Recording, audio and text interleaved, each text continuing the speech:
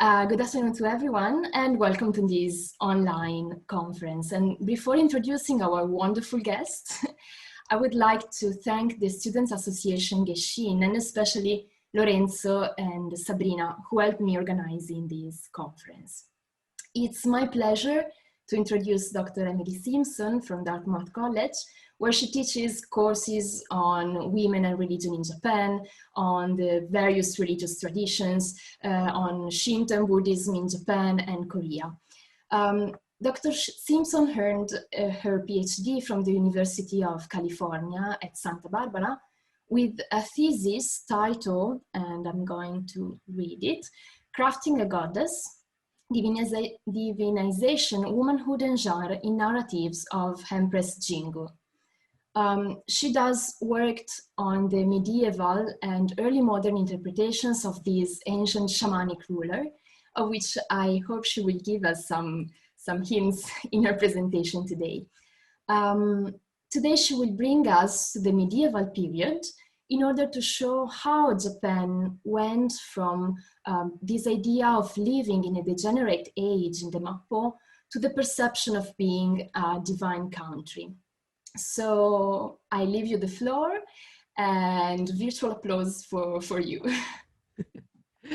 Thank you so much for that generous introduction, Professor Rivadossi. I had the pleasure of being connected with Professor Rivadossi this past fall, and she came and gave a presentation on at my class in shamanism, and I'm really happy to return the favor. And also many thanks to the organization Geshin for putting together this talk and doing a lot of the organizational legwork. So I am going to start my presentation here.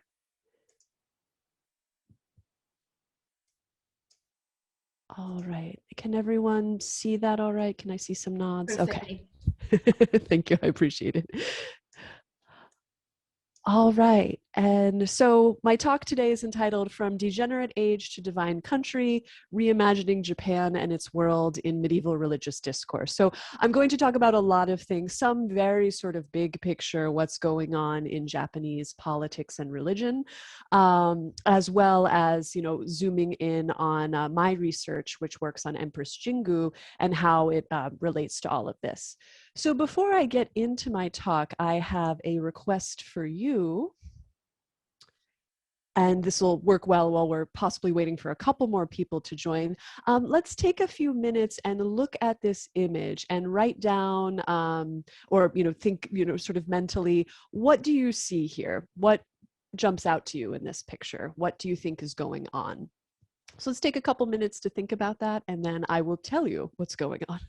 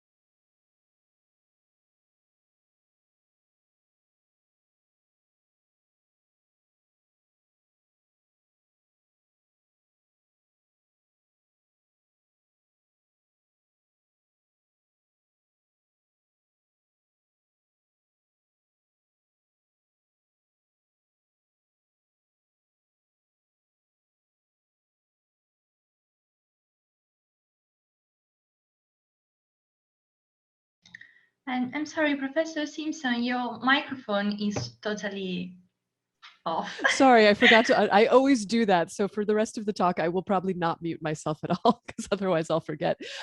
Is it okay to go on at this point, or do you still want to wait a bit? Or okay. All right. So the central figure in the image I just showed you, which I will go back to again, is the Buddha Amida. Also known as Amitabha in Sanskrit, but in Japanese, it's the Buddha Amida, who is perhaps most iconically known, at least in Japan, for this particular great Buddha statue that you see here.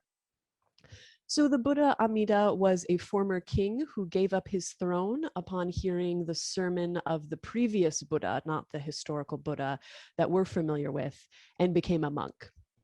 And when he became a monk, he took a vow to become a bodhisattva.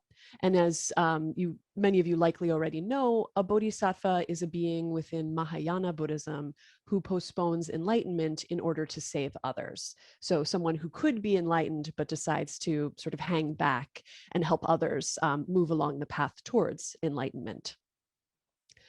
But in becoming a bodhisattva, Amida took a fairly unusual vow, which was to create a Pure Land. And a Pure Land is sort of a Buddhist heaven. But in particular, his Pure Land was one in which anyone who called on his name, even at the time of death, could be reborn in the Pure Land. And he was successful in achieving this vow. He accumulated enough merit in order to create the Pure Land. He became the Buddha Amida, as we call him now, and created a Pure Land called Gokuraku in Japanese. And this Buddha is the focus of Pure Land Buddhism. So if we go back to this picture, you can perhaps now see that the central figure with the halo around him, that's the Buddha Amida. There are many bodhisattvas around him, many of them playing instruments. My students often ask me what the avocado-shaped thing in the background is. That's a drum used in traditional court music. This is called a raigozu, or an image of Amida's descent, because he and his bodhisattvas are descending in order to greet someone who is deceased. In this case, you can sort of make out that there's a little monk here within a temple who has, just passed and presumably called on Amida during his lifetime, meaning that he now gets to go to the Pure Land. And we see, a hint of the Pure Land here in the form of a temple, which I'll show you a picture of shortly, thought to represent the Pure Land on Earth. And you can also see, I imagine many of you noted in your, when taking notes on this picture, that the Buddhas themselves the Buddhas and the Bodhisattvas are gold, they're very bright, whereas the rest of the world is really dark and not a pleasant place to be. So you see that really important contrast between the sort of radiance of Amida and the darkness of the world around us. And this is really sort of telling in terms of what's going on in medieval Japan. So I'm sure many of you are familiar with the different Japanese historical periods, but I thought I'd bring in this slide just to talk about, sort of what's the difference between early medieval Japan and late medieval Japan. This is a slide I use in pretty much all of my classes on Japanese religions in order to sort of situate us in history. So the early medieval period is also called the Kamakura period. The late medieval period is called the Muromachi period. And it's a fairly long, the medieval period in general in Japan is a fairly long period, which is why we do see a lot of shifts and changes in, sort of how Japan saw itself in relation to the world, as well as religion. And we'll see shortly that these two things are intimately connected in the case of Japan. So medieval Japan exists sort of in two phases. My slide's being a little weird, so I'll just put everything out there. Again, the early medieval period and the late medieval period, and I'll really be exploring the shift in outlook between them. But sort of the basics that we can talk about is that in the early medieval period, there was a real belief that the end of the world, the end of the Buddhist Dharma or teaching specifically, was near, and therefore that new approaches to Buddhism were needed, including the Pure Land Buddhism, which I just showed you in the form of Amida.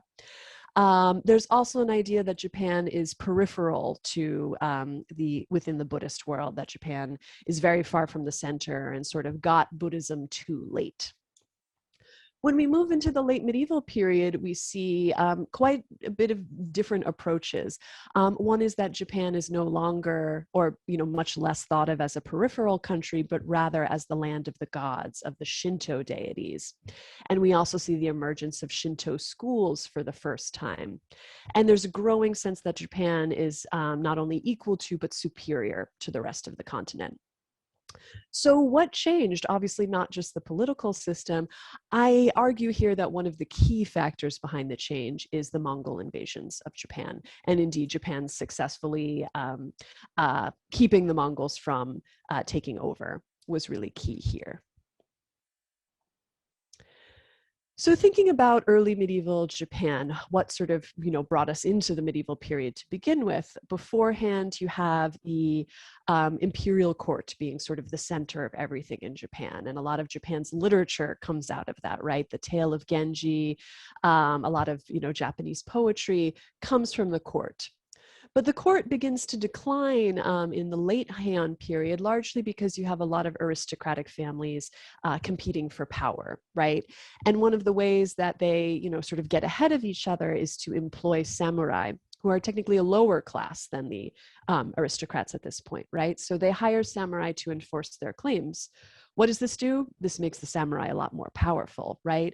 And we see that in the Genpei War, also a huge subject of Japanese literature and religion, as you may know, where two samurai clans, the Genji and the Heike, also known as the Minamoto and the Taira, but the name Genpei comes from Genji and Heike fused together. They battle for political control. The Minamoto or the Genji win, and unlike before, they establish what is called a shogunate or a samurai government. And this is the first of the three samurai governments that we have in Japan. And so the court stays in Kyoto and still, exercises a certain amount of power. But in the case of the samurai government, they move the capital to Kamakura, which is why it is also called the Kamakura period. So we now have sort of two different bases of power in Japan. What does this mean for Buddhism? Before we talk about sort of what happens to Buddhism in the early medieval period, we have to go over this idea of the three ages of Buddhism, which is a relatively old idea within Buddhism, but has special significance for this period. So we often think in terms of Buddhism that we have a lot of cycles, right? You have the cycle of rebirth, you have karma, which, sort of contributes to that rebirth. But I often discuss with my students that it's not only individual beings that have cycles, but the world itself, and indeed the Buddhist teachings have sort of their own cycle of a rebirth, of rise and fall. And so in the idea of the three ages of Buddhism, you have the true Dharma, which is definitely the best time to be born. It's the time when Buddha's teachings are faithfully transmitted, when you sort of have the best chance of achieving enlightenment because of proximity to either the Buddha or his immediate disciples, right? Getting it right from the source. But later on, you have a period of quasi-dharma, or of, sort of, what's the other term for it? But so-called dharma, we might say. And this is when the Buddha's teachings are only partially understood. And that's because, as things get transmitted, they're not always transmitted correctly, is the idea, right? So if you heard it directly from the Buddha or his disciples, it's pretty good. But as you hear from their disciples and their disciples, the teachings are thought to degrade and just not be passed down, arguably, kind of just like gossip or rumors, right? They sort of change and morph as they go along. So too with the teachings. But the big problem is this last age, the degenerate age. And I'm going to use the Japanese term as well, because that's, again, what really matters for the early medieval period. The degenerate age, also known as mappō, is when the teachings increasingly design and arguably fail, where you can no longer achieve enlightenment based on the teachings, and it's not as easy to achieve enlightenment as it was back in the day if you were close to the Buddha.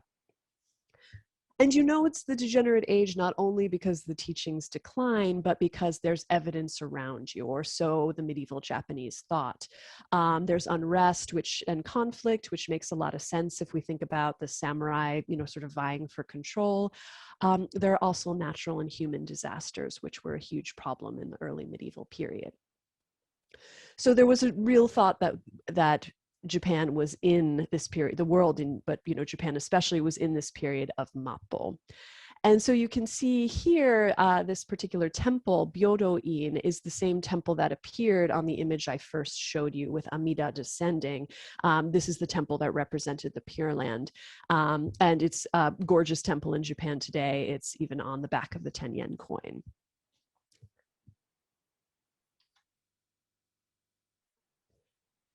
So another problem for Japan at this time was what I like to call Japan's Buddhist inferiority complex, thinking that Japan was particularly unfortunate because they were geographically removed from the Buddha's original teachings.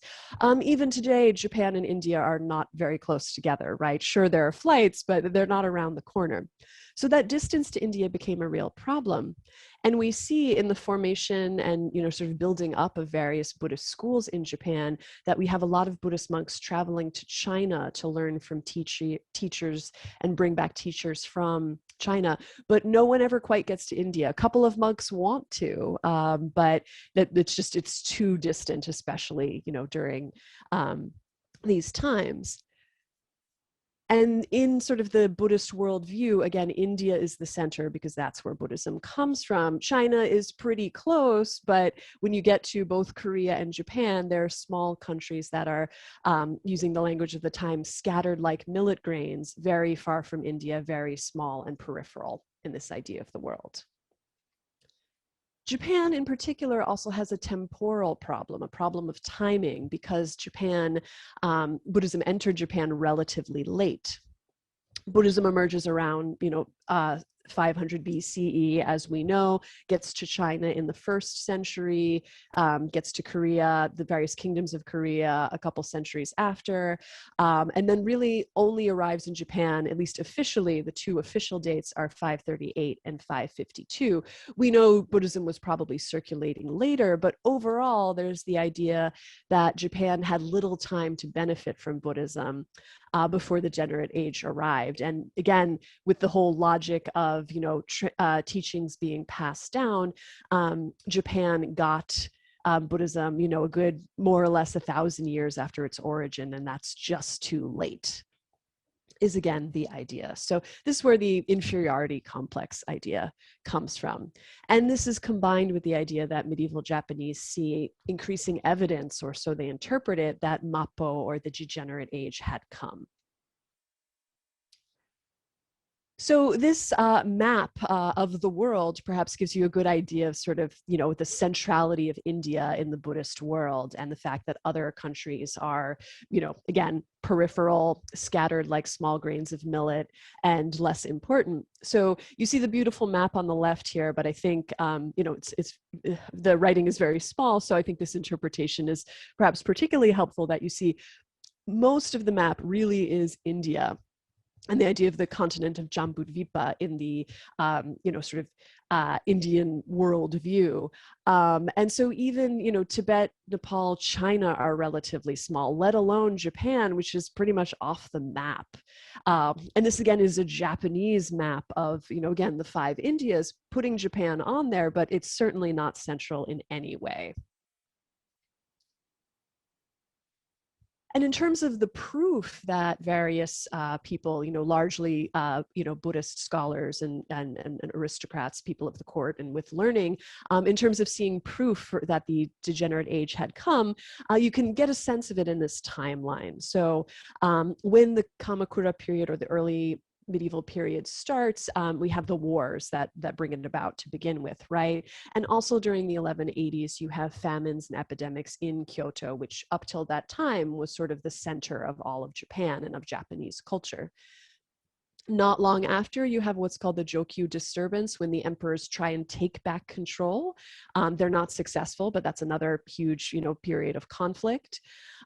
We have the Mongol invasion attempts, which I'll be talking about a lot more, kind of right in the center towards the end of the period, but they're two, massive invasions. They have a lot of sort of precursors in terms of the Mongols first notifying Japan that they have to submit. So it's a longer period than it seems. Not long after the end of the invasions, you have a massive earthquake in Japan that killed at least 20,000 people. And that came on the heels of other damaging earthquakes in Kamakura, which was the political center. And again, it's not that long after, only about 30 years, a generation or so, that the Kamakura period ends, that you have all this conflict that leads to a new shogunate emerging. So you could see why people felt like this really was the end of the world, and there was a lot of evidence to corroborate that. An example comes from a well-known monk, particularly well-known for this particular essay about his hermitage up in the mountains, Kamo no Chome. And in writing about some of the unrest that happened in Kyoto before he left it, he talks about how people perish of starvation, desperate people went to temples and, used images and fixtures as firewood, really desecrating acts. And finally writes that it is because I was born in a degenerate age that I have been forced to witness such disgraceful sights. So this wasn't only talked about in terms of Buddhism in general, but in terms of social realities around people.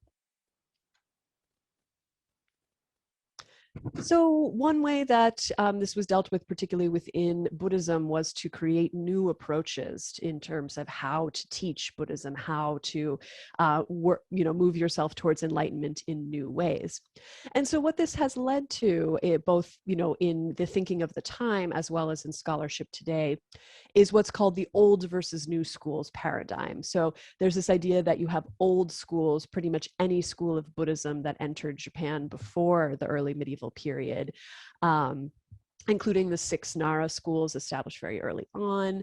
And they're thought of as indeed being established, but also as stagnant. They see themselves as authentic as opposed to the new schools.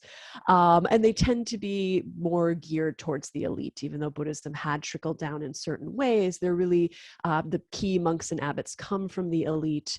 That's sort of the focus. With the new schools that enter or develop more or less during the early medieval period, they're seen as innovative new approaches. Of course, the older forms of Buddhism see them as incorrect, inauthentic, as aberrations from what Buddhism is supposed to be.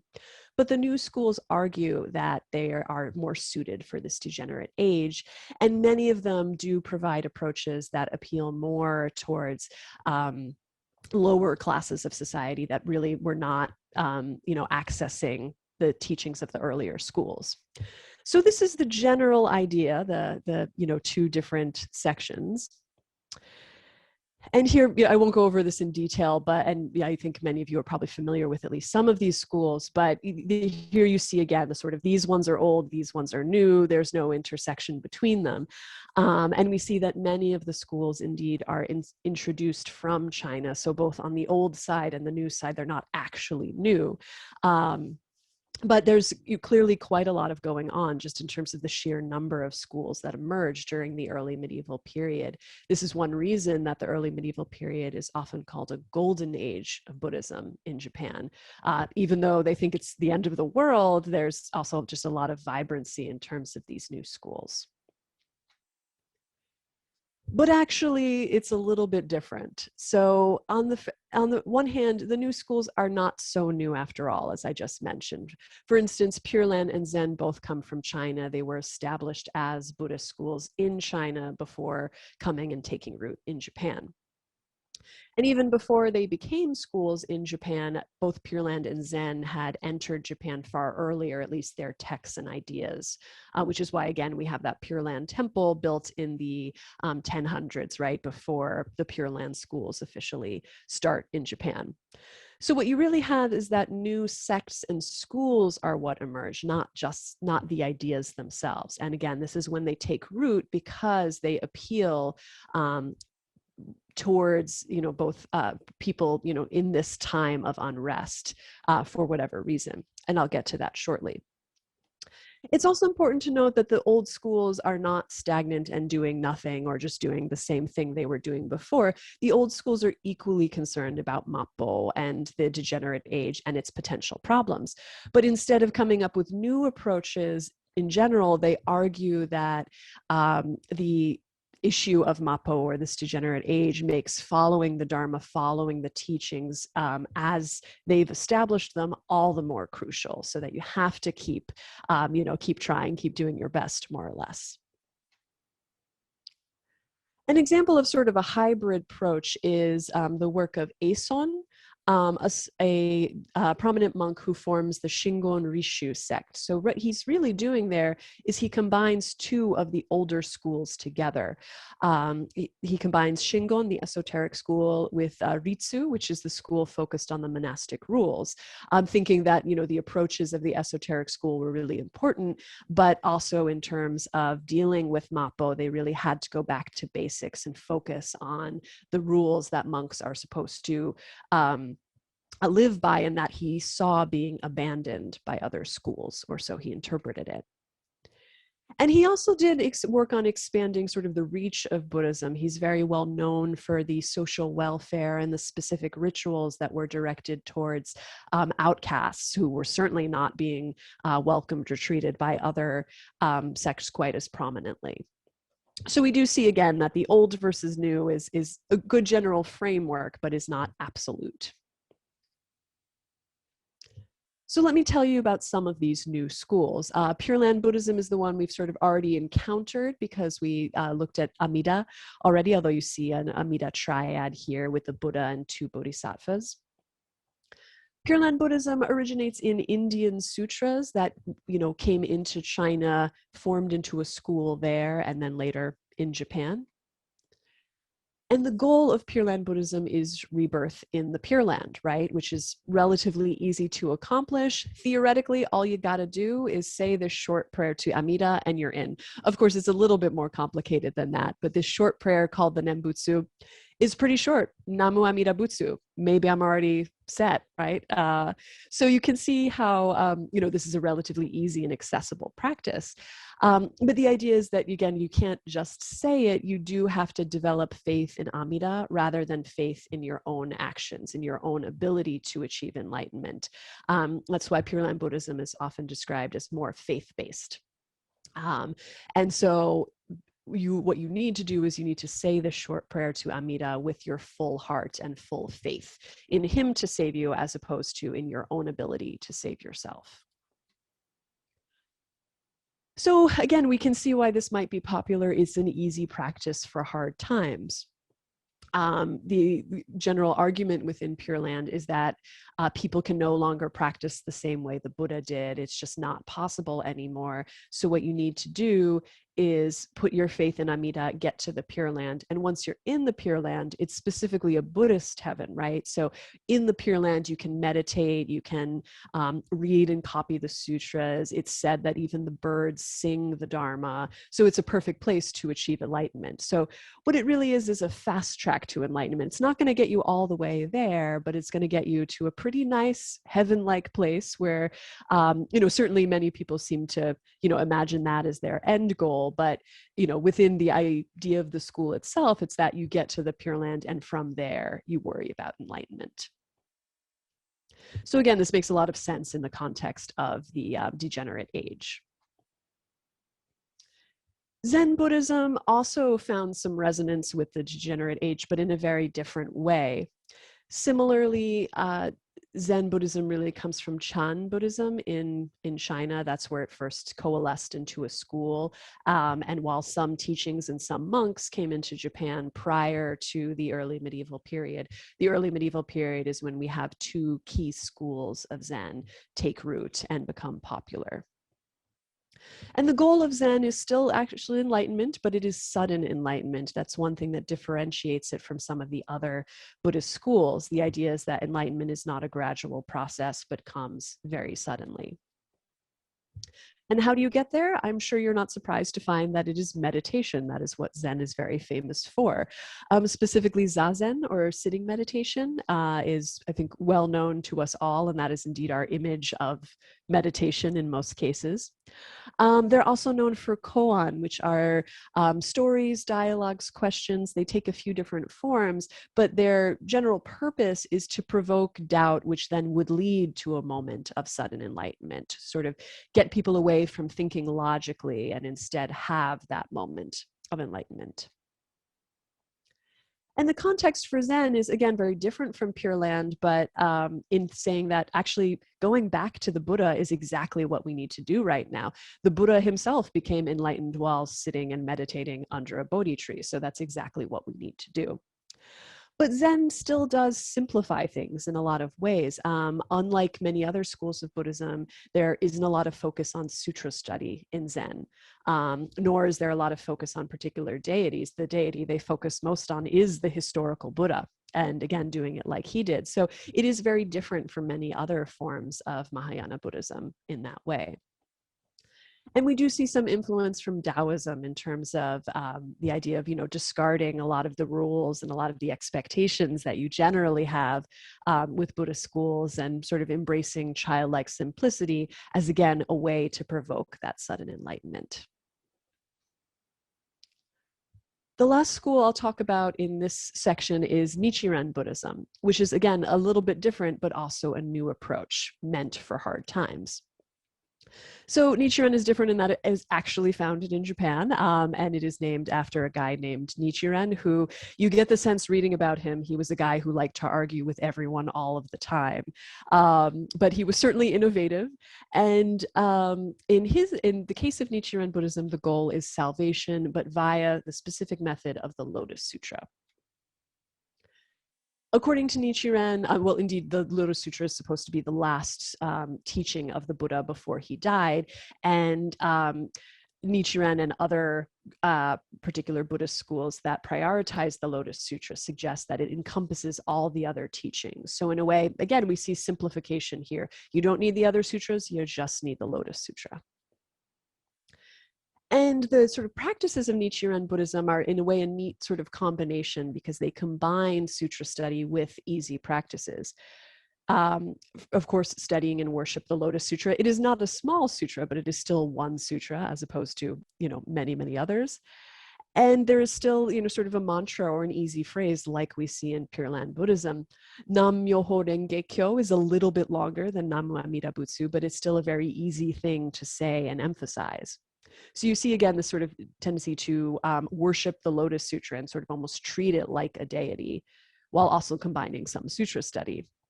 And for Nichiren, this sort of represents the best of old and new, right? It's a new approach, but it's still grounded in the sutras. In his case, he argues that this is the one teaching that is still going to work during mappō, because it encompasses all the other teachings, because it's the latest teaching, and therefore, it's sort of the best fit. And we see clearly in Nichiren's own words that he very much believed that mappō was here, that the degenerate age had come, and also that the people, specifically the rulers of Japan, as well as the rulers, the heads of other Buddhist sects, and many of the other new schools were to blame for, sort of accelerating mappō, if you will. So in recent years, there are unusual disturbances in the heavens, strange occurrences on earth, famine and pestilence, all affecting every corner of the empire. The people of today all turn their backs upon what is right. To a man, they give their allegiance to evil. This is the reason that the benevolent deities have abandoned the nation, that sages leave and do not return, and in their stead come devils and demons, disasters and calamities that arise one after another. And here Nichiren is certainly, speaking of pestilence, earthquakes, other disasters, but he's also speaking of the Mongol invasions. In fact, he gave himself a lot of credit for anticipating and predicting that the Mongol invasions would come. This was not hard to do, considering that the Mongols were already conquering other parts of the world, but he did, sort of bring his attentions directly to the Kamakura government, which promptly attempted to execute him and then exiled him. So, but again, this is where we're finally getting to those Mongol invasions. So the Mongol Empire was a game changer for a lot of different places. And I'm sure that you've all learned a bit of this in world history and whatnot, but it was a huge empire. It was, in fact, the largest continuous land empire the world has ever seen. It stretched across Asia into the Middle East and into Eastern Europe. More importantly, for our considerations, it conquered China, conquered the Song, the Shah, and various dynasties in China, because China was not united at the time. After about 6 decades, it took a long time, but they conquered China. They also conquered Korea, which became a vassal state. And the fact that relatively small peninsula of Korea held the Mongols off for 30 years, I always find much more impressive than Japan, that sort of got lucky with a couple of typhoons, as I'll talk about shortly. But again, here we see the rest of East Asia is under Mongol control. Japan does not fall under Mongol controls. There are 2 invasion attempts, both of which are, sort of concentrated in Kyushu, both of which are repelled by a combination of Japanese forces and typhoons. Again, these massive storms that Japan has, I'm sure you've all read about them or, heard about them in other contexts, but they were particularly helpful at this time. Although, again, the Japanese forces, Japanese military troops did also play an important part. But it's really these massive storms that I think, do a lot to change the religious framework and attitude of Japan's place in the world. These were seen as storms sent by the gods. The term kamikaze, which you might know in other contexts, really, originates and gains a lot of steam during this time. So the idea is that the gods sent these storms in order to protect Japan. And it's particularly native deities. It's not as if, Buddhas or bodhisattvas are not involved, but it's really the emphasis is on the kami and their role in taking care of the Mongols and keeping them from taking care of Japan. It's also really noteworthy that at this time, the Mongol forces are made up of not just Mongols, but also of Chinese and Korean soldiers, because China and Korea had fairly recently been conquered.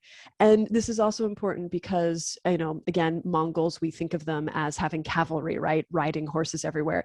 Can't do that over an ocean, right? Over a sea. So the Mongols were really not good on boats or ships, but the Koreans had a very advanced navy. So it really was Korean soldiers who were in charge of a lot of the forces. And this contributes greatly to Japan's subsequent attitude towards both Korea and China. So here's where we start to see a focal shift from the continent to Japan as sort of the center of culture, right? We already talked about how, monks used to go to China in order to get teachings. But you know what? China doesn't have the kami, right? Japan has the kami, and that becomes a really important point. Thus, China and Korea start to be seen as both threats to Japan and moral failures, because clearly, if they had been ethical and following the Buddhist teachings, they wouldn't have been conquered. Whereas Japan, who, again, clearly was, behaving ethically at all times, was spared. So you do have this sort of sense that, again, is sort of the reverse of what we just saw Nichiren saying in terms of, the ethical issues of Japan are to blame for all of these, disasters, including the coming invasions.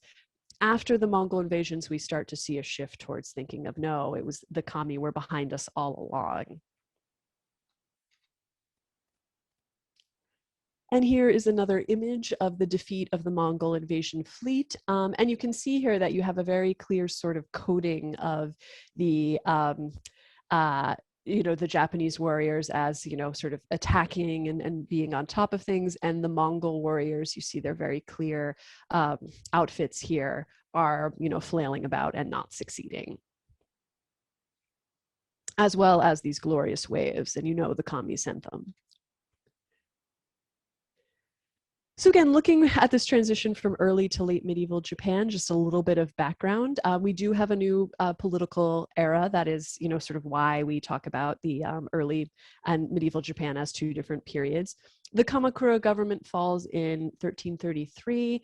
There is an attempt by Emperor Kenmu to restore the imperial court to power. That is successful for a couple years, thanks in part to other samurai, but that other samurai family, the Ashikaga, turn on the emperor and establish the second shogunate of Japan.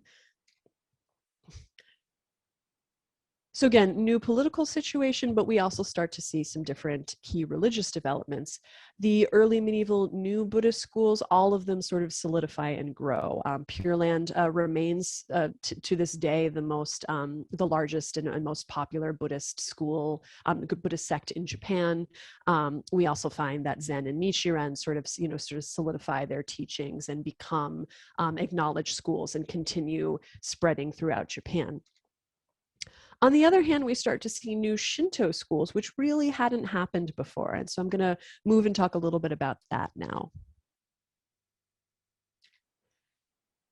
So there's a lot of debate in terms of when we can start talking about Shinto. According to certainly many Shinto priests, some of them also acknowledged scholars, and probably according to what most of us first heard about Shinto, it's an ancient Japanese tradition, right? According to many scholars, however, it could also be considered a late medieval invention. And there are a couple reasons for this. And some of this might be recap on, might be familiar that you've already learned, but hopefully it will be helpful in sort of situating this. So if we think about early Shinto, we have the early texts, right? The Kojiki and the Nihon Shoki, court-sponsored mythologies that talk about a lot of gods, many of them very prominent, right?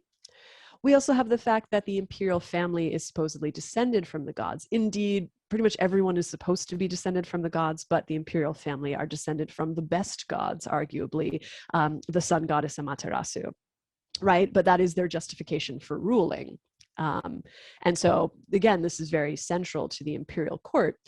And that's why some people would talk about, if we're talking about early Shinto, we're really talking about the imperial court, because aside from the court, you have a lot of regional variation in kami, which kami are worshipped, how they're worshipped, what exactly kami worship means depends a lot on where you are, what your family is, things like that.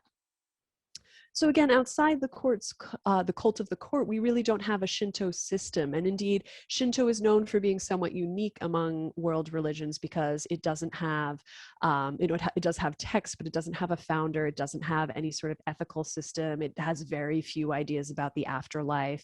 Many of the things we expect in a world religion, Shinto does not have, theoretically at least. And indeed, up until the medieval period, there is a general sense that, again, perhaps with the exception of the court culture, that Buddhas and the power of Buddhism is superior, because Buddhism has a very detailed sort of idea of many, many different kinds of afterlives and karma. There's a lot of very sophisticated doctrines. There certainly is a very strong code of ethics. There are many of them, in fact. And again, there are, all of these deities that for a while were thought to be superior to the kami, that indeed the kami would be saved by the Buddhas, or the kamis were the protectors, which, were still helpful to Buddhism, but not as good as the Buddhas themselves. So when we get into the late medieval period, we see a lot of changes in these ideas. For instance, one of the first Shinto schools, which I'm not going to talk a lot about, is Watarai Shinto, based at Ise, indeed the outer shrine of Ise, that sort of,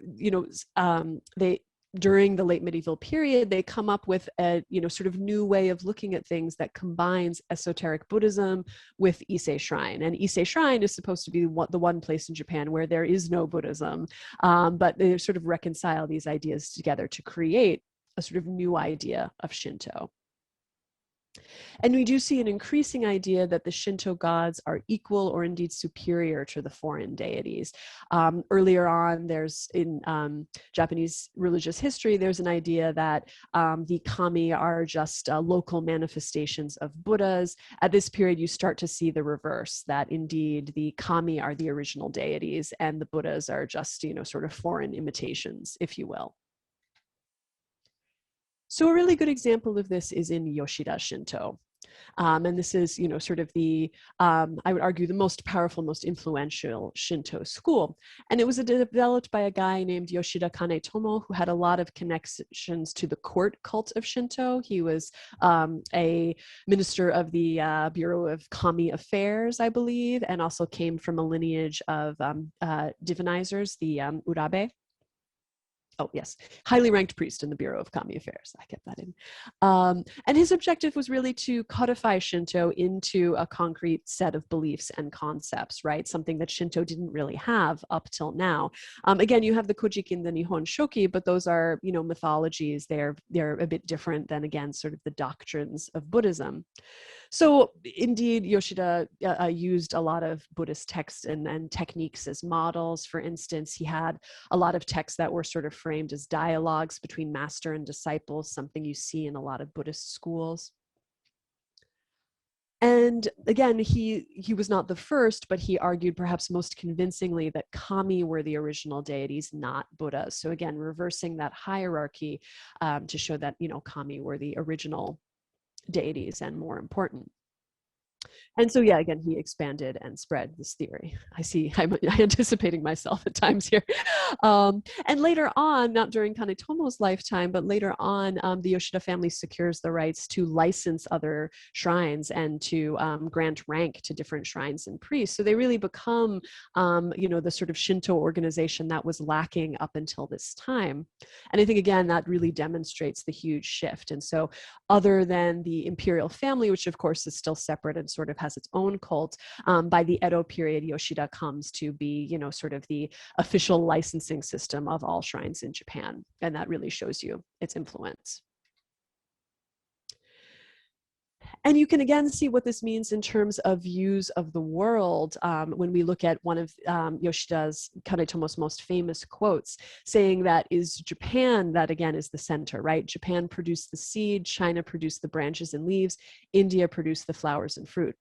Buddhism is the fruit, Confucianism is the leaves, and Shinto is the trunk and the roots, right? So now that's a complete inversion that Japan is the center, China, sort of learned from Japan, and then India is sort of last in the game.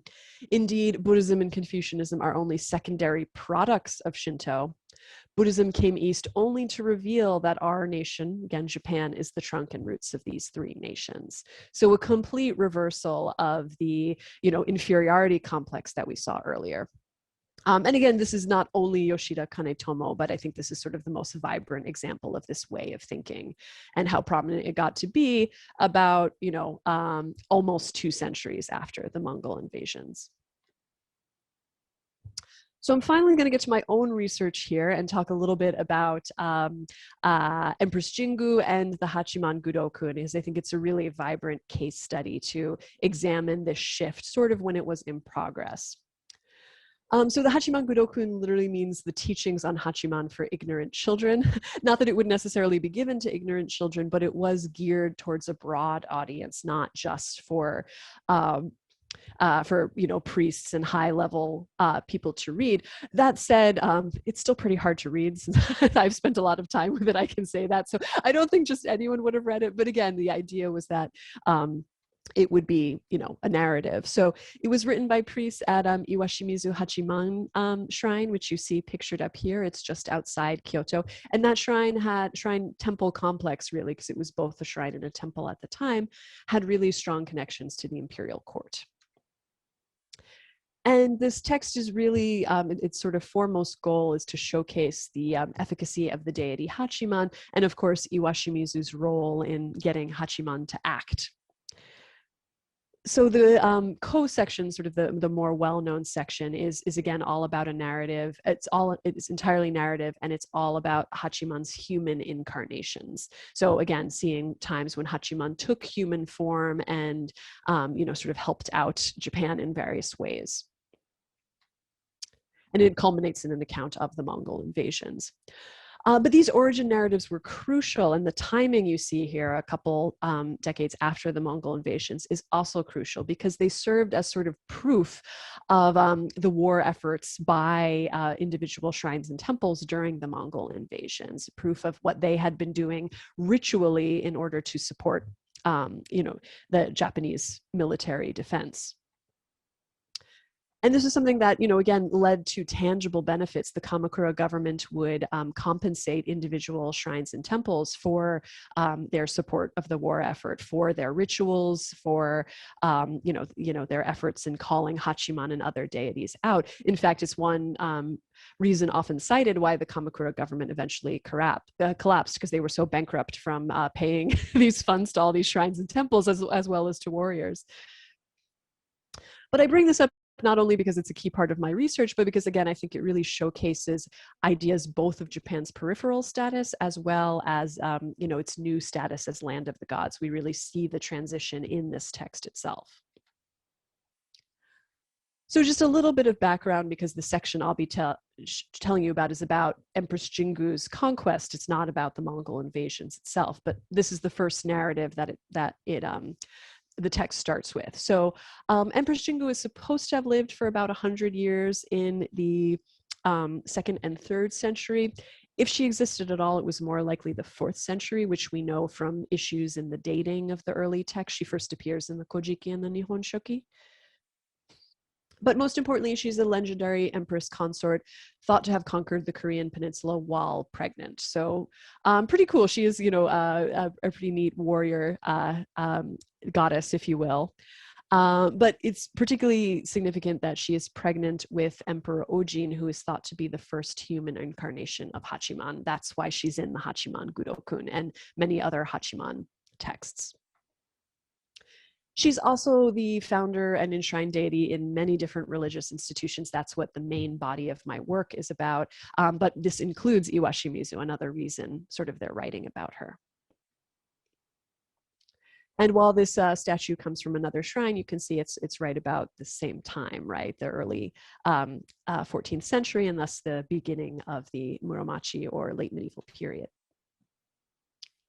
So the text first opens talking about the beginning of the world, actually, and it starts with the Buddhist origin narrative of the world, which is one of decline, how we were all these, adorable feather-light beings, and through our own greed, we fell to earth, and then there was a great king who ruled over us, but then subsequent kings were less ethical, and thus, you have the world fracture into different kingdoms, different polities, different countries.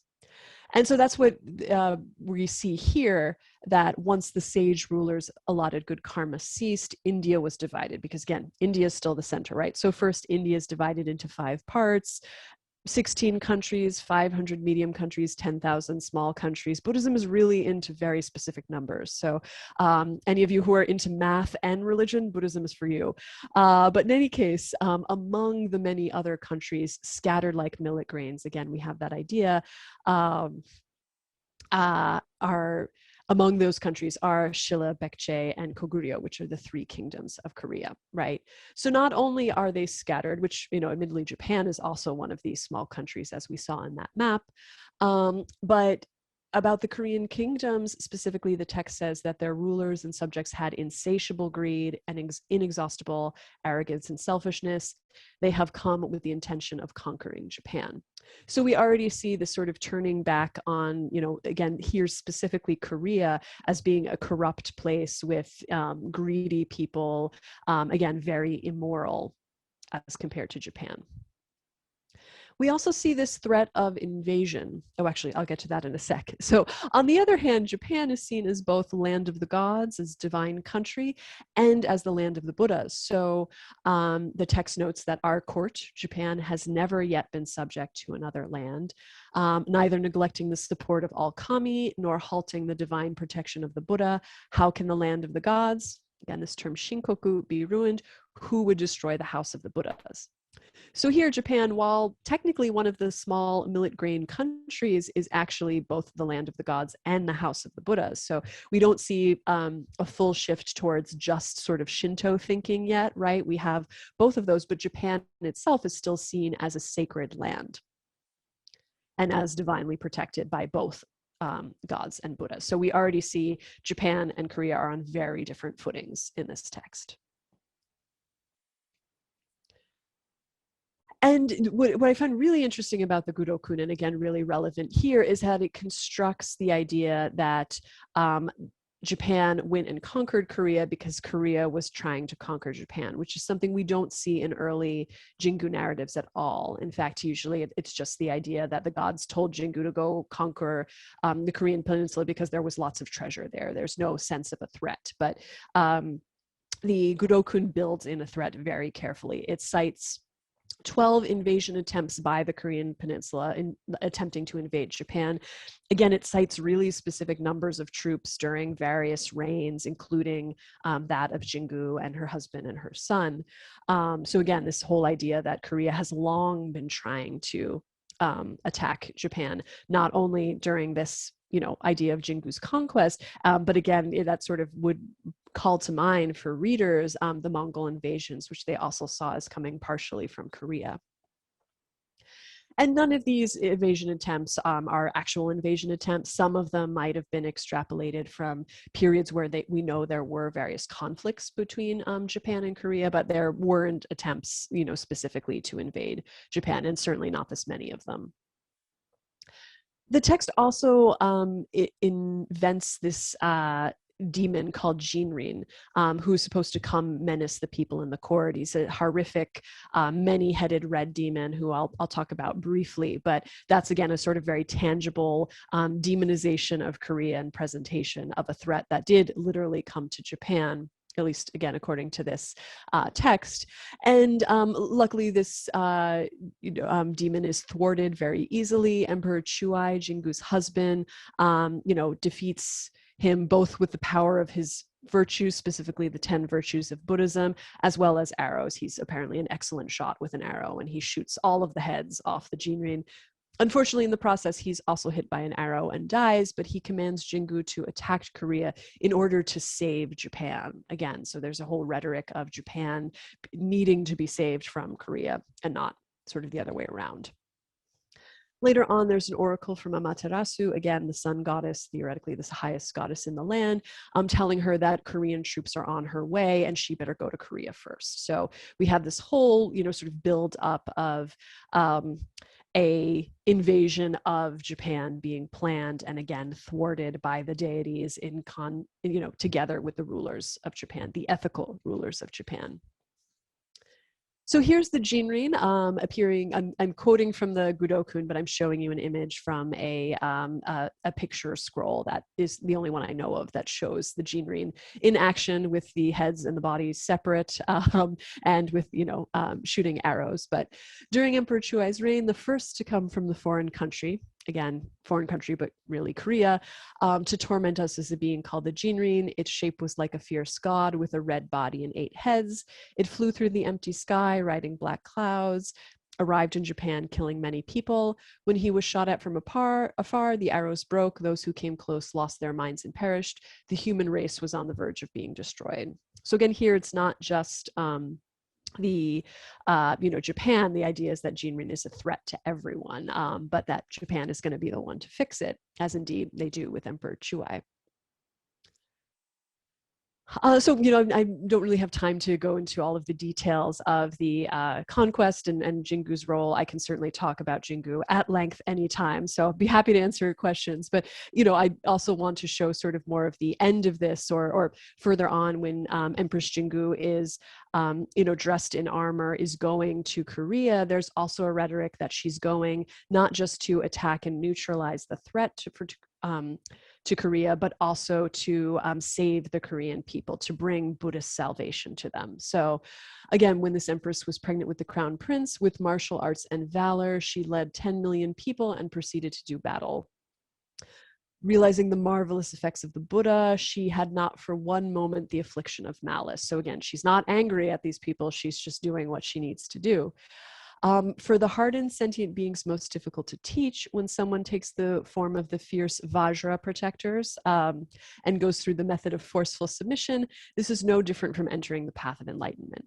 So indeed, by going and attacking Korea, she is in fact bringing them towards enlightenment. She is sort of, using her martial power to get rid of the greed and the avarice and the attempt to attack But the text does also remind us that she's doing it partially because she's afraid that Japan would otherwise perish. So there's this interesting mix of, protecting Japan, whereas she's also bringing the Dharma to Korea, which is also interesting if you think about the fact that Japan got Buddhism from Korea in the first place, right? So a direct inversion of actual history here, but that's not the interest. Actual history is not, of course, the interest of this text, which is really to show the powers of Hachiman, and Jingu shows off the powers of Hachiman because Hachiman is technically in her womb during this time.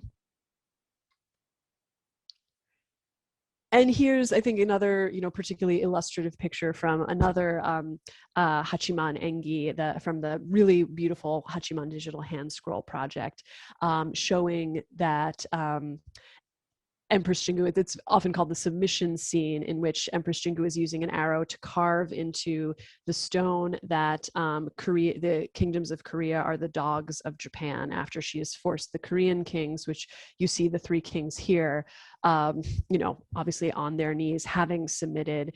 And in some versions of the story, particularly earlier versions of the Jingu narrative, she's usually pretty benevolent to the kings after they surrender, but, demands that they become her vassals and, pay Japan tribute. And so you do see a lot of texts, throughout Japanese history that do refer to Japan, to Korea having been conquered by Japan. So, but again, we have very clear sort of coding of like who's Japanese, who's not, spatial separation.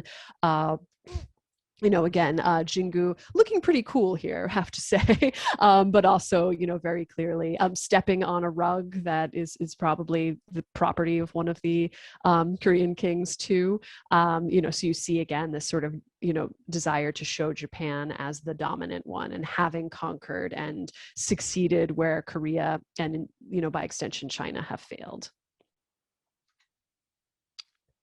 So to sum up some of the things I've talked about today, I just want to point out that the Mongol invasions really were a watershed moment for Japan. They're not the only reason that things changed, particularly in terms of religion, but they really had or at least I argue that they had a huge impact on how Japan saw its immediate neighbors and by extension, the entire Asian continent. And that's where we really start to see a shift between viewing the continent as the center of culture, the center of Buddhism and religious traditions, to considering Japan the center and in many ways superior to Korea, China, and again, the continent. Of course, this does not happen immediately. In fact, we don't start really to see the use of this term Shinkoku, the divine country idea, until the 1300s. So, at least a couple decades after the Mongol invasions. And it's really something that, takes hold. And we see this in the Gudoku, in the fact that we still have, Japan both as a small country far from India, as well as land of the gods. So it does take some time, but this is when it starts to happen. And so again, we still see references to the Degenerate age, to mappō, and to Japan's peripheral status after this period, but there start to be fewer of those references and more references to Shinkoku and to Japan's, supposed primacy. And we also see in the case of Empress Jingu that this, sort of shift is projected back. Empress Jingu's conquest, if it did happen, happened at least 1,000 years before the Mongol invasions. And yet that sort of brought back to show that from very early on, Japan was indeed superior.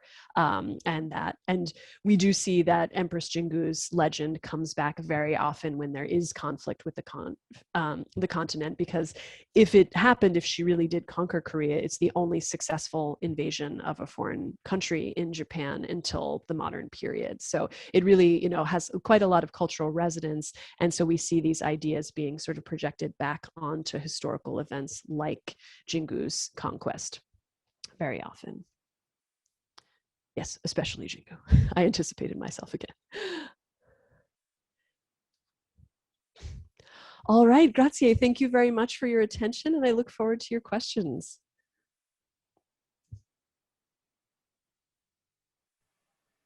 Thank you very, very much for this great presentation. I think you gave us a lot of things to think about. So I Probably too many. I hope there are questions. We have some time for questions, so you can ask them directly, or if you prefer, you can write them, type them into the chat box. In English or in Italian, if you prefer, and then I can read them. Okay, I see Samuel. Please. Oh, hi, good afternoon. I would like to thank you really much for this really interesting presentation about the medieval period. I'm a first year student, so I still didn't study this period in philosophy and religion, but in history. And I wanted to ask you if this shift toward the Shinkoku in the medieval period also influenced the recent events, the Second World War, imperialism, and the idea of superiority to the continent. Thank you. Yeah, it's a great question. And I would say in my case, definitely, not only because I work on the medieval period and I, of course, want to say that it was very important, but I think it sort of planted the seeds for some of Japan's idea of superiority towards the rest of Asia. And that's really something that we see a lot in the modern period. Of course, Japan also, another thing that contributed to it was the fact that Japan sought to emulate the West and catch up to the West, and did so perhaps more effectively than and certainly more quickly than either Korea or China. And so that also added to the sense of, that Japan was the one that should be, sort of dominating Asia in the way that Europe was trying to dominate the rest of the world. But I think, we do certainly find at that time too, that there's a lot of, sort of projecting Japan's superiority back. For instance, the Jingu conquest, what featured prominently in textbooks for children during the modern period up until World War II. Empress Jingu was the first person ever pictured on Japanese banknotes. And, especially, Japan did end up officially annexing Korea, but essentially conquering Korea. And so you could see how that story would have particular resonance. And we also do see, not sort of between the Mongol invasions and the modern period at the end of the 1500s, Toyotomi Hideyoshi, then the leader of Japan, also invaded Korea and sought to conquer it. And so that's another period where there's, again, ample idea that Japan is superior and therefore deserves to conquer. But he also refers back to he and many of his military generals also refer back to the emperor's Jingu legend as a sort of precedent for Japanese conquest, but also Japanese, sort of religious and spiritual superiority. Thank you so much. Thanks. Other questions, comments?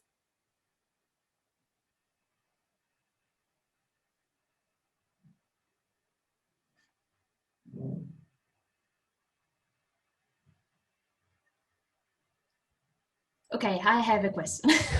Sure. It's a curiosity. I was thinking, what happens of that concept of mappō? Where does it go? Does it disappear? Because mappō was supposed to be 10,000 years, right? So we still are in mappō if that counting is correct. So where does it go?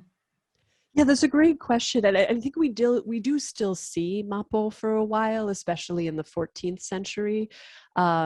Because, if we're thinking, first of all, politically, the Ashikaga shogunate doesn't last that long before Japan is thrown into the Sengoku period, or the Warring States period, which lasts pretty much 150 years, right? It's a really long period with a lot of warfare, and we certainly see people referencing that as okay, maybe now this is true mappō, or maybe mappō is getting much worse because it was a terrible situation, not only for certainly for warring samurai, but this, of course, interrupted everyone's lives, and also destroyed quite a lot of Buddhist establishments at the time. So I think that mappō still held a lot of resonance, but I think in parts of the late medieval period, especially as ideas, either the Shinto schools themselves or more favorable interpretations of kami took hold. There's a bit less emphasis on mappō, and occasionally you see an argument that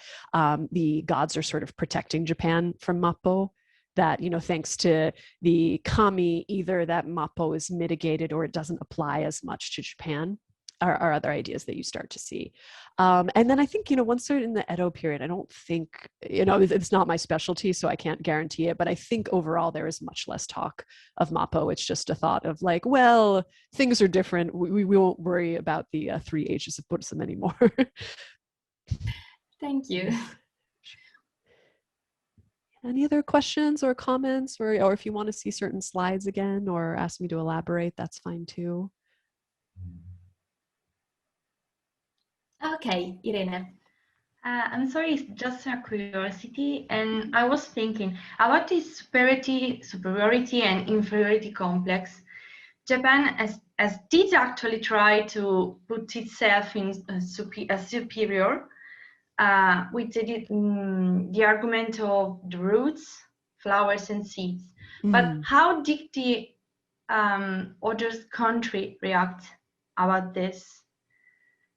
I mean, India was the first about Buddhism, and so it was the most important. But after it did become has the least one. So how did they actually react about this? Yeah, it's a great question. And I mean, certainly in the case of India, I don't think they knew or particularly cared what was going on in Japan, right? I mean, we know there was really not a lot of contact between them. I think that in the case of, probably somewhat similarly for China, we really don't have as much contact between them. Starting in the medieval period, at least by the late medieval period, you don't really have monks going over to learn things from China anymore in the same way. And that's partially because of the shift in view, but partially because of piracy. Quite honestly, there was a lot of piracy between, parts of China that were fairly close to Japan and between Korea and Japan. And so these pirates known as the wako in Japanese, I mean, it's somewhat difficult to tell. I mean, a lot of times in Japan, they said like, oh, those pirates, they're obviously all Koreans. And then the Koreans said, well, those pirates are obviously all Japanese. In reality, they were really a mix, but there were a lot of sort of between the Mongol invasions and later the invasions of Korea that I just mentioned, sometimes called the Imjin War in the 1590s. In between those, there were a lot of like skirmishes and sometimes small battles like on particular islands between Korea and Japan. Because of these, sort of issues of piracy, control of goods and services. And so we know that there was conflict between, and I think in most cases, especially by the end of the 14th century in Korea, you have a new dynasty, the Joseon dynasty, which was a Confucian dynasty. They actually persecuted Buddhism in various ways. But considering that China was, sort of under the control of the Mongols, and then later on under the control of the Manchu, you have Korea sort of has its own superiority complex as like the last true bastion of Confucianism. So I think in a lot of cases, you do find that, again, they have very opposite views to Japan and don't care if Japan thinks itself as the land of the gods. It's like, you're the land of the gods, we're the land of Confucius, and obviously we win.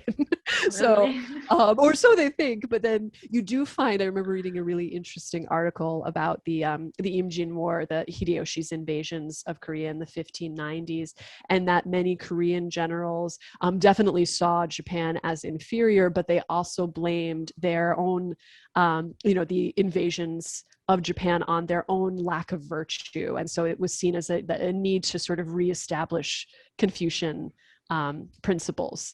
So we do see that, again, these events that seem like they're mostly political really have huge ramifications for religion and philosophy, right? And that, again, connects very strongly to the worldview.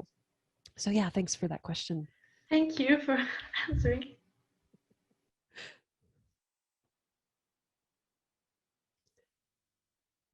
there's Sebastian in the chat box who's asking if you can give us the slides you show. And actually, this conference is recorded, so Geshin will publish it on their YouTube channel, and you can find it. And then, I don't know if you can send me the slides, maybe I can. Yeah, I can send you like a PDF of the slides, sure. Thank you. I'll just go through and make sure I don't have any typos. I'm pretty sure I don't, but so. And I'm absolutely waiting for you to publish this study because it's absolutely interesting, and it opens like a lot of windows in our knowledge. So yeah, we are waiting for that.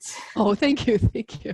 Well, I mentioned briefly the demon Jinri, and I'm giving a talk about that demon specifically at there's the big the Association for Asian Studies conferences next week. I don't know if you're attending.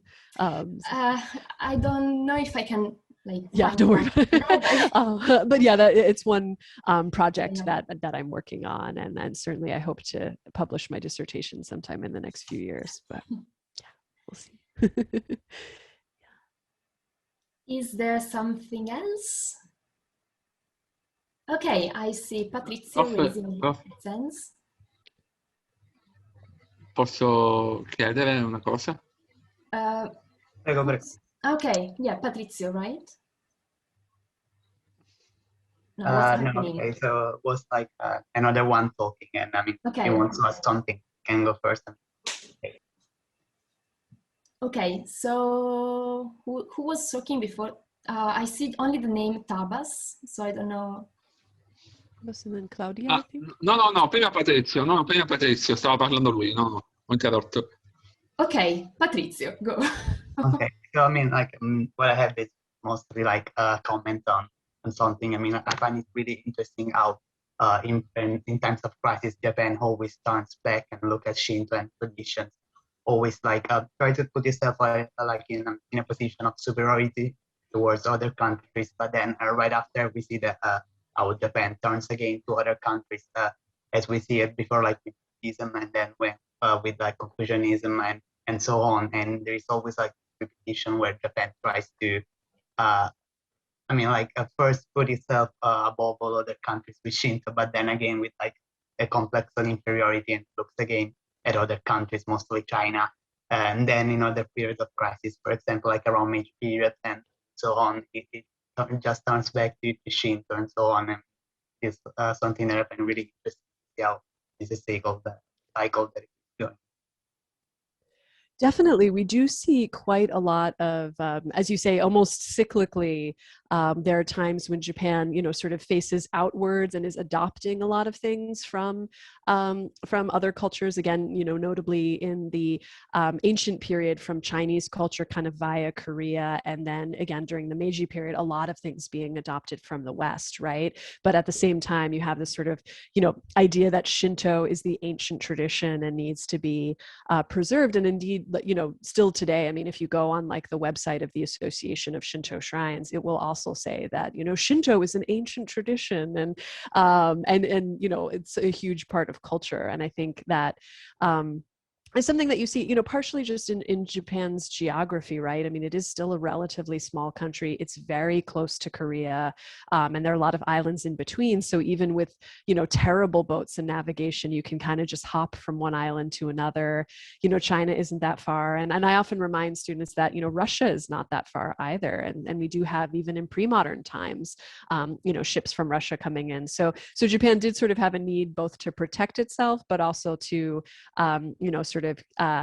keep itself, separate. And I think you can also see a lot of key differences between Japan and Korea, again, based mostly on geography. The fact that Korea is on the continent. Yes, it's a peninsula, but it had to deal much more closely with China than Japan did. And I think that really affected certainly its political history, but also its religious history. That's one reason why Confucianism and Confucian values remain so much stronger in Korea than they are in Japan.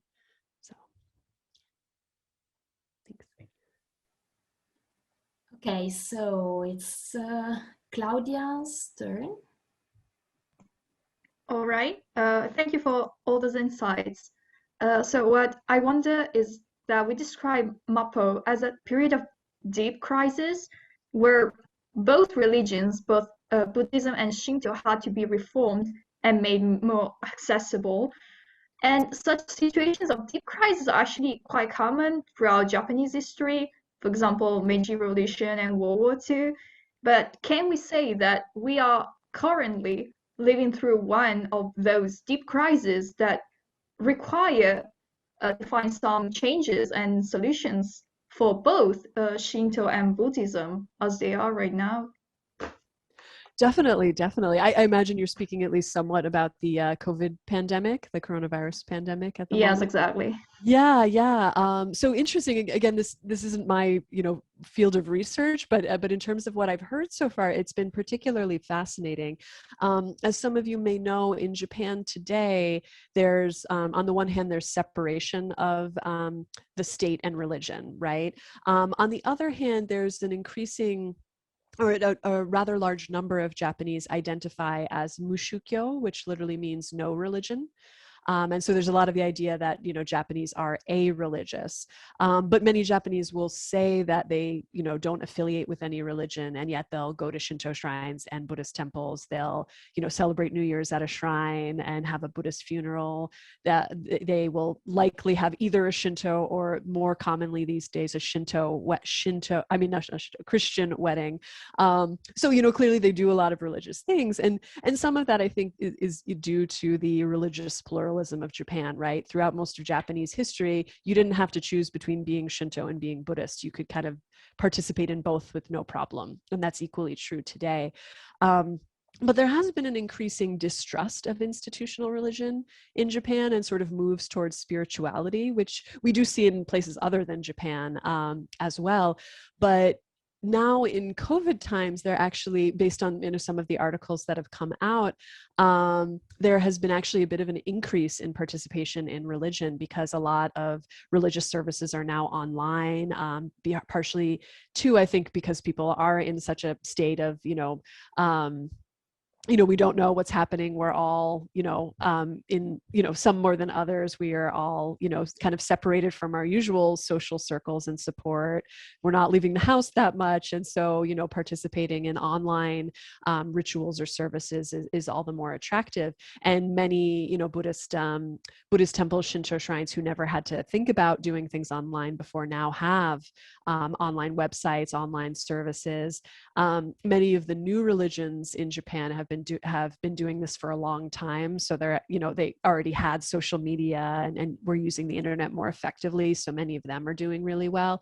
So it'll be interesting to see if that lasts past the pandemic, or again, if it sort of yet again shifts attitudes towards Buddhism and Shinto. But since both Buddhism and Shinto have been sort of on the decline in Japan in terms of, very popular tourist temples and shrines are doing fine, but many rural shrines and temples are really struggling. So it'll be interesting to see if that stems the tide somewhat. I won't go into it too much, but there's also, quite a sort of gender problem in Japanese religions in terms of representation of women. Certainly in many of the new religions, women are, the overwhelming majority of constituents, but they're not in leadership positions. Shinto only has, I think, 16% of priests are women, which is, is pretty low. And so, some of those changing ideas, I think we'll also see how that how and if that shifts at all, because in many cases there are more and more women interested in being Buddhist and priests or Shinto priests, but they're not that's not always framed as desirable within these traditions. And I don't know if it's also been news for you, but there's a lot of like, for instance, with the Tokyo Olympics coming up, a lot of the officials of the Tokyo Olympics keep making really sexist comments and having to resign. So like, again, whether any of that is going to things like aside from religion, whether things like the Me Too movement, for instance, are going to shift how religious institutions operate in Japan. I think it will be very fascinating to see from here on out. Thank you very much. Sure, thanks for your question. Tabas wanted to ask something. Sì, prof, lo dico in italiano perché è un po' più... Ma traduce lei o nel senso... Sì, Casomai lo posso dire in inglese, se è un sì, problema. provi a No, no, dirlo in inglese. ok.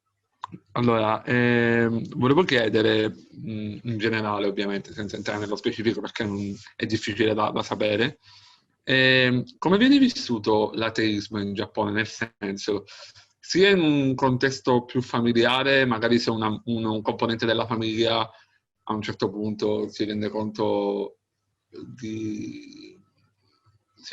che in quel momento della sua vita non ha una